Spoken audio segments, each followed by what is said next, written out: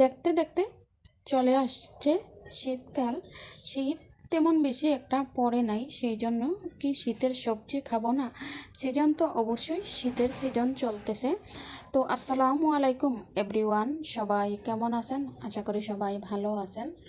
আল্লাহ তাআলার অসীম রহমতে আলহামদুলিল্লাহ আমি এবং আমার পরিবারের প্রত্যেকটা সদস্য মহান আল্লাহ তাআলার দয়া এবং আপনাদের সবার দোয়ার বরকতে আলহামদুলিল্লাহ ভালো আছি। তো এই যে বাজারে গেছিলাম আজকে সকাল সকাল, তো বাজার থেকে কিছু শীতকালীন সবজি আমি নিয়ে আসছি। এখানে সর্বপ্রথমে একটা লাউ নিয়ে আসছি। লাউটা কিন্তু আমার খুবই প্রিয় একটা খাবার, লাউ খেতে কিন্তু আমি অনেক ভালোবাসি। তারপরে এই তো বরবটি নিয়ে আসছি, সিম নিয়ে আসছি, ধনেপাতা, কাঁচামরিচ এগুলা নিয়ে আসছি।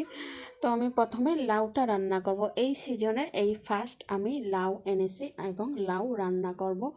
লাউটা আমার বরাবরই খুব প্রিয়, কিন্তু শীত যদি না আসে তাহলে কিন্তু লাউ খেতে ভালো লাগে না। শীতের সময় যে ধনে পাতাগুলো পাওয়া যায় দেশি, সেগুলা দিয়ে লাউ তরকারি রান্না করলে আসলে অসম। যারা লাউ প্রিয় মানুষ তারা অবশ্যই বুঝতে পারেন, লাউ মানেই মনে হয় যে অমৃত খাচ্ছি। আসলে লাউয়ের এত স্বাদ।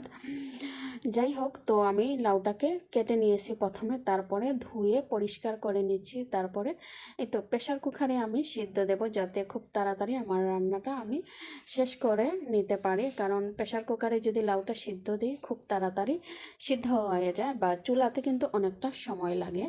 সেই জন্য লাউটা যত গলবে তত আসলে তরকারিটা ততই স্বাদ হয়।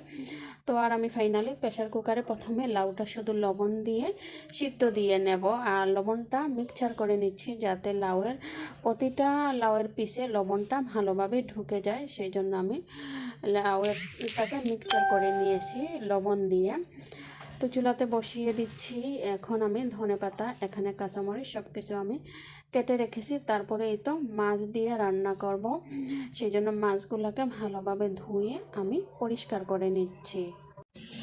তো মাছগুলোকে আমি ভালোভাবে এগুলাকে পরিষ্কার করে নিচ্ছি। আসলে মাছগুলোকে পরিষ্কার করে তারপরে এটি আমি একটু ভেজে নিচ্ছি, কারণ মাছটা ভেজে দিলে আমার কাছে তরকারিটার অনেক স্বাদ লাগে এবং খেতেও খুব সুস্বাদু হয়। তো ফাইনালি এই যে দেখতে পাচ্ছেন আমার লাউটা সিদ্ধ হয়ে গেছে। তো আমি এখানে ভালোভাবে সব ধরনের মশলা দিয়ে এটাকে কষিয়ে নেব।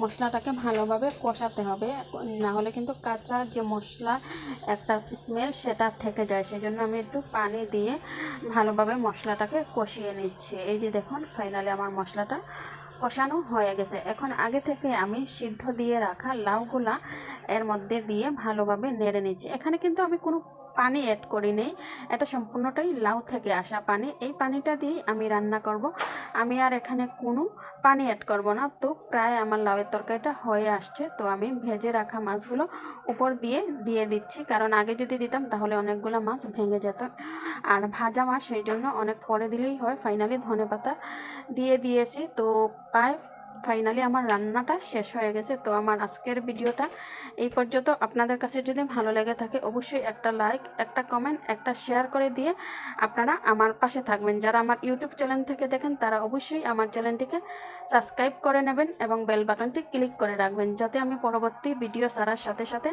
নোটিফিকেশনটি আপনার কাছে চলে যায়। তাহলে আজকে এখান থেকে বিদায় নিচ্ছি। For watching my video. আল্লাহ হাফেজ সবাইকে।